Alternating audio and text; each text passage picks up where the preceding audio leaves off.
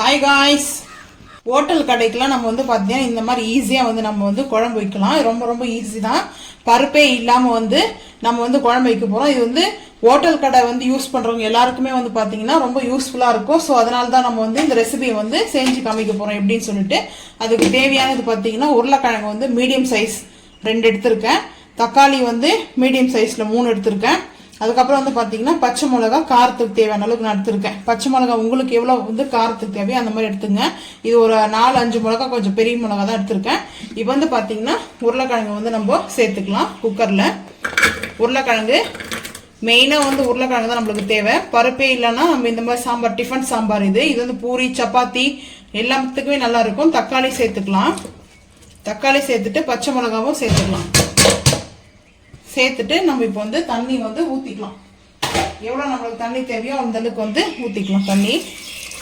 இது வேகணும், ஸோ அதனால வந்து போதும். அடுத்து வந்து மஞ்சத்தூள் வந்து சேர்த்துக்கலாம்.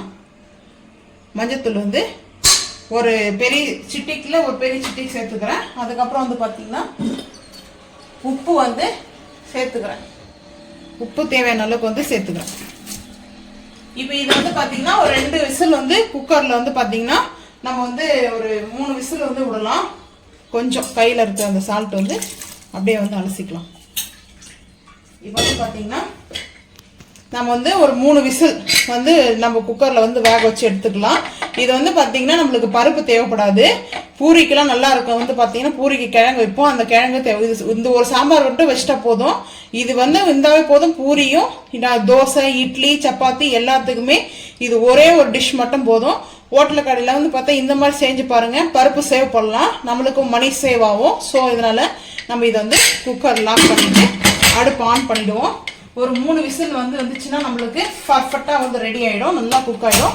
இப்போ அடுப்பு ஆன் பண்ணியாச்சு. நான் ஒரு 3 விசில் வந்து வரட்டும். அதுக்கப்புறம் ப்ரெஷர் அடங்கினதுக்கப்புறம் நம்ம ஓப்பன் பண்ணிட்டு எப்படி செய்யணும்னு 1 by 1 பார்க்கலாம். இட்லி மாவு வந்து இது பார்த்தீங்கன்னா நான் வந்து ஒரு கரண்டி வந்து எடுத்துக்கிறேன். இன்னும் கொஞ்சம் 1/4 கரண்டி, ஒரு ஸ்பூன் கழுக்கு எடுத்துக்கிறேன். 3 விசிலுக்கு அப்புறம் நான் வந்து ஆஃப் பண்ணிட்டேன். ஆஃப் பண்ணிட்டு ப்ரெஷர் அடங்கினதுக்கப்புறம் எடுத்தாச்சு. இப்போ இதில் வந்து தண்ணி இருக்குது. கொஞ்சம் தண்ணி வந்து இருத்துக்கலாம். தண்ணி இருத்துட்டு நம்ம வந்து இப்போ வந்து கடையை ஸ்டார்ட் பண்ணிடலாம். தண்ணி இருத்துட்டா தான் நம்மளுக்கு வந்து கடையத்துக்காக வரும். ஸோ அதனால் வந்து பார்த்தீங்கன்னா நான் வந்து இருத்துட்டேன். இப்போ பச்சை மிளகா தான் 1-2 இதில் வீழ்ந்ததெல்லாம் நம்ம அப்படியே விட்டு எடுத்துக்கலாம். இது வந்து ரொம்ப ரொம்ப ஈஸியான குழம்பு வந்து பார்த்தீங்கன்னா இப்போ நல்லா இது வந்து கடைஞ்சிக்கலாம்.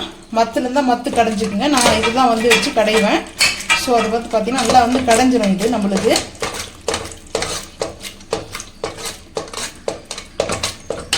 மிஸ்டர் கோல்டு ஆயில் எடுத்திருக்கேன். இப்போ வந்து பார்த்தீங்கன்னா நம்மளுக்கு ஆயில் வந்து வெங்காயம் வதக்குற அளவுக்கு ஆயில் வந்து ஊற்றிக்கலாம். ரொம்ப ஆயில் வந்து தேவைப்படாது இதுக்கு. அடுப்பு ஆன் பண்ணியாச்சு. நம்ம உருளி பாத்திரம் வச்சிருக்கேன். நான் கொஞ்சம் அகலமாக பாத்திரம் வச்சிருக்கேன். இப்போ வந்து பார்த்தீங்கன்னா கடுகு வந்து போட்டுக்கலாம். அடுப்பு சிம் பண்ணிட்டு சீரகம் 1 ஸ்பூன் வந்து போட்டுக்கிறேன்.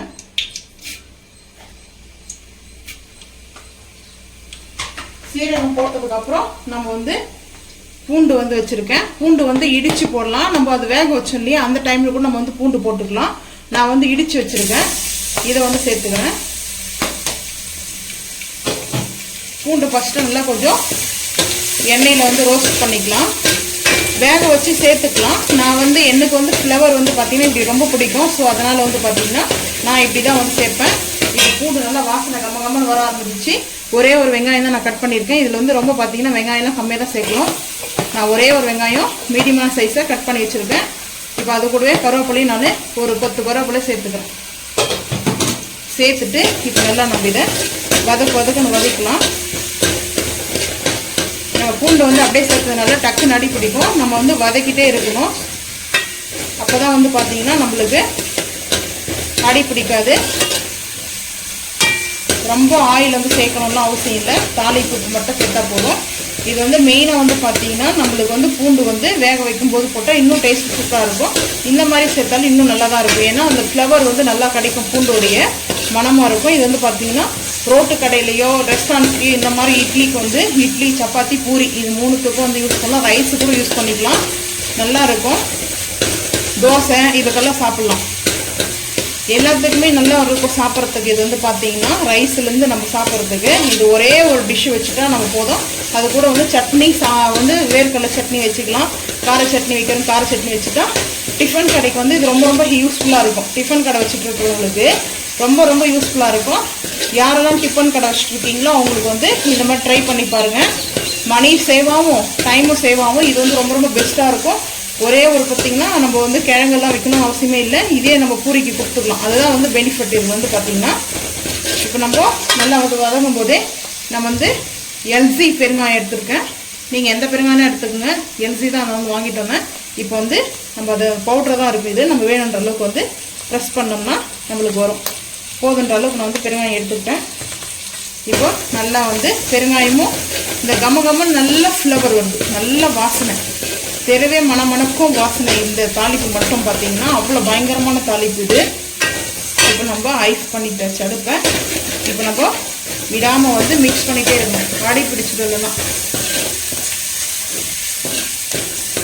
லைட்டாக சிங் பண்ணிட்டேன். இது வெங்காயம் வந்து ரொம்ப வதங்கக்கூடாது. அதாவது வெங்காயம் வந்து பார்த்தீங்கன்னா ப்ரௌன் கலராக ஆகக்கூடாது. வெங்காயம் கலர்லேயே இருக்கணும், ஒயிட்டாகவே. ஸோ அதனால் வந்து பார்த்தீங்கன்னா நம்மளுக்கு இந்த மாதிரி நல்லா வந்து வதக்கிட்டு அதுக்கப்புறம் நம்ம வந்து இட்லி மாவு கரைச்சி வச்சுருக்கோம் இல்லையா, இது கொஞ்சம் கரைச்சிருக்கேன். ஒரு கரண்டி ஒரு ஸ்பூன் எடுத்துருக்கேன். இது வந்து நான் கரைச்சி வச்சுருக்கேன் கொஞ்சமாக தண்ணி ஊற்றி. இப்போது நம்ம கடைஞ்ச தாளிப்பை வந்து சேர்த்துக்கலாம். கடைஞ்சி வச்சுருக்கேன் தாளிப்பு. இது வந்து பார்த்தீங்கன்னா நான் அப்படியே குக்கர்லேயே கடைஞ்சிட்டேன். இப்போ நம்ம அப்படியே வந்து சேர்த்துக்கலாம் இதில். இப்போ வந்து பார்த்தீங்கன்னா நல்லா கலர்ஃபுல்லாக இருக்குது. இப்படி வந்து பார்த்தீங்கன்னா தண்ணி குழம்பு சொல்லுவாங்க, இந்த மாதிரி சாப்பிட்டுக்கலாம். இப்போ நம்ம இந்த டைம்லேயே வந்து இந்த அரிசி மாவு வந்து சேர்த்துடணும். சேர்த்துட்டு நம்ம இப்போ தான் நம்மளுக்கு வந்து மெயினே வந்து கைவிடாமல் நம்ம வந்து கலரிட்டே இருக்கணும். ஏன்னா வந்து பார்த்தீங்கன்னா நம்மளுக்கு வந்து அடி பிடிச்சிடும். அடி பிடிக்கிறது இல்லாமல் கட்டி கட்டி ஆகிடும். இட்லி மாதிரி அங்கங்கே வந்து பார்த்தீங்கன்னா நம்மளுக்கு கட்டி கட்டி ஆகிடும். ஸோ அதனால் வந்து பார்த்தீங்கன்னா கொஞ்சம் வந்து தண்ணி சேர்த்துக்கலாம். அந்த இதுலேயே வந்து பார்த்தீங்கன்னா நான் தண்ணி வந்து சேர்த்துக்கிறேன். தண்ணி சேர்த்துட்டு நம்ம சிம்மில் வச்சு தான் இதை மிக்ஸ் பண்ணணும்.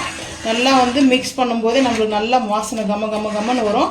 வந்து பார்த்தீங்கன்னா இந்த மாதிரி தான் இருக்கும். இந்த டைமில் நம்ம வந்து கொத்தமல்லி வந்து ஒரு கைப்பிடி அளவுக்கு கொத்தமல்லி நான் வந்து போட்டுக்கிறேன். ஃபைனலாக கொஞ்சம் வந்து லைட்டாக போட்டுக்கலாம். இப்போ நான் வந்து மொத்த கொத்தமல்லியும் போட்டாச்சு. 2 தான் எடுத்து வச்சுருக்கேன் லைட்டாக. இப்போ வந்து பார்த்தீங்கன்னா அடுப்பு வந்து ஹை பண்ணிக்கலாம். ஹை பண்ணிட்டோம்னா நம்மளுக்கு கரெக்டாக இருக்கும். இது ஈஸியான குழம்பு வந்து மெத்தட் வந்து பார்த்தீங்கன்னா இந்த டைமில் வந்து சால்ட்டெல்லாம் வந்து கரெக்டாக இருக்கான்னு செக் பண்ணிக்கலாம். உப்பு வந்து கம்மியாக இருந்தால் நம்ம சேர்த்துக்கலாம். காரம்லாம் கரெக்டாக இருக்கு நான் சேர்த்துது. இப்போ நல்லா வந்து பார்த்தீங்கன்னா அடுப்பு ஹை பண்ணியாச்சு. இப்போ நல்லா வந்து கொதிக்க ஆரம்பிக்குது. நல்லா வந்து கொதிக்குது.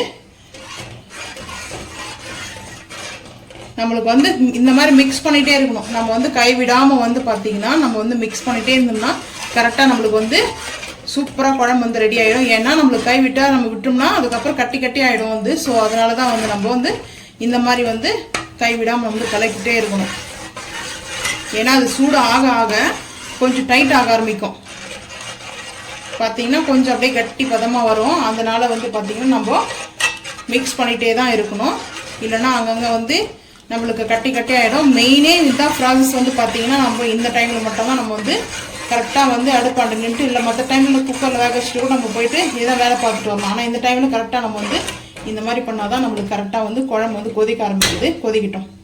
ரெடி ஆகிடுச்சு. நம்மளுக்கு வந்து பார்த்திங்கன்னா இந்த பாருங்கள் நல்லா சுட சுட வந்து டிஃபன் சாம்பார் ரெடி ஆகிடுச்சு. பருப்பே இல்லாமல் டிஃபன் சாம்பார் வந்து பார்த்திங்கன்னா அருமையாக இருக்கும். இது போல் வச்சு சாப்பிட்டு பாருங்கள். ரொம்ப ரொம்ப சூப்பராக இருக்கும். டேஸ்ட் அல்டிமேட்டாக இருக்கும். உருளைக்கிழங்கு நம்ம வந்து உருளைக்கிழங்கு போட்ட மாதிரியே வந்து இதில் தெரியாது. நம்ம வந்து பாசிப்பருப்பு சாம்பார் வைப்போம் இல்லையா, ஸோ அதே மாதிரி தான் இருக்கும். பாசிப்பருப்பு சாம்பார் மாதிரி தான் இருக்கும். நம்ம வந்து பார்த்திங்கன்னா இட்லி, தோசை, சப்பாத்தி, பூரி, ரைஸு நம்ம வந்து எல்லாத்துக்குமே இது வந்து ஒரே டிஃபன் சாம்பார் இருந்தால் மட்டும் போதும். டேஸ்ட் ரொம்ப ரொம்ப அல்டிமேட்டாக இருக்கும். இதே மாதிரி நீங்களும் வந்து செஞ்சு சாப்பிட்டு மறக்காமல் வந்து கமெண்ட் பண்ணுங்கள். நம்ம வந்து இட்லிக்கு தான் வந்து இந்த சாம்பார் வச்சுருக்கோம். அவ்வளோ அருமையாக இருக்கும் இந்த சாம்பார் வந்து பார்த்திங்கன்னா. இட்லி வந்து வச்சுக்கலாம். இட்லி வந்து பார்த்தீங்கன்னா ரொம்ப சாஃப்டாக வந்து இருக்கும் இது. இப்போ வந்து நான் 3 இட்லி எடுத்திருக்கேன். எனக்கு சாப்பிட்றதுக்கு தான் எடுத்திருக்கேன். ரொம்ப வந்து சாஃப்டாக வந்து பார்த்தீங்கன்னா பன்னு மாதிரி இருக்கும் இந்த இட்லி வந்து பார்த்தீங்கன்னா. அடுத்து நம்ம ரெடி பண்ண டிஃபன் சாம்பார் வந்து பாருங்க ரெடியாக இருக்குது. நல்லா கம கமன்னு வாசம் அப்படி தூக்குது வாசமா. இப்போ நம்ம அப்படியே வந்து இட்லி மலை ஊற்றி மலைச்சாரல் மாதிரி சூப்பராக இருக்கும் சாப்பிட்றதுக்கு. எனக்கு இந்த மாதிரி சாப்பிட ரொம்ப ரொம்ப பிடிக்கும். இப்போ வந்து பார்த்தீங்கன்னா நம்ம அப்படியே வந்து இப்படி ஊற்றி சாப்பிட்லாம். டேஸ்ட் வந்து பார்த்தீங்கன்னா ரொம்ப ரொம்ப அல்டிமேட்டாக இருக்கும். வந்து பார்த்தீங்கன்னா நீங்களும் இதே மாதிரி வந்து ட்ரை பண்ணி பாருங்கள். இந்த வீடியோ பார்த்துட்டு ட்ரை பண்ணுங்க. ரொம்ப ஈஸி தான். டேஸ்ட்டுன்னு பார்த்தீங்கன்னா அவ்வளோ டேஸ்ட்டாக அல்டிமேட்டாக இருக்கும். இது பூரிக்கு இன்னும் சூப்பராக இருக்கும். இதே மாதிரி நீங்கள் ஹோட்டல் யாராவது வச்சுட்டு இருந்தீங்கன்னா டிஃபன் கடை இருந்தால் அவங்க வந்து செஞ்சு பார்த்துட்டு பாருங்கள். கஸ்டமரும் நல்லா விரும்பி வருவாங்க சாப்பிட்றதுக்கு. ரொம்ப டேஸ்ட்டும் சூப்பராக இருக்கும். நம்மளுக்கு மணியும் வந்து சேவ் ஆகும். பருப்பு வந்து போட்டு செய்யறதுக்கு இப்போ பருப்புலாம் நல்லா ரேட் இருக்கு இல்லையா, அதனால இந்த மாதிரி செஞ்சு சாப்பிட்டு பாருங்க.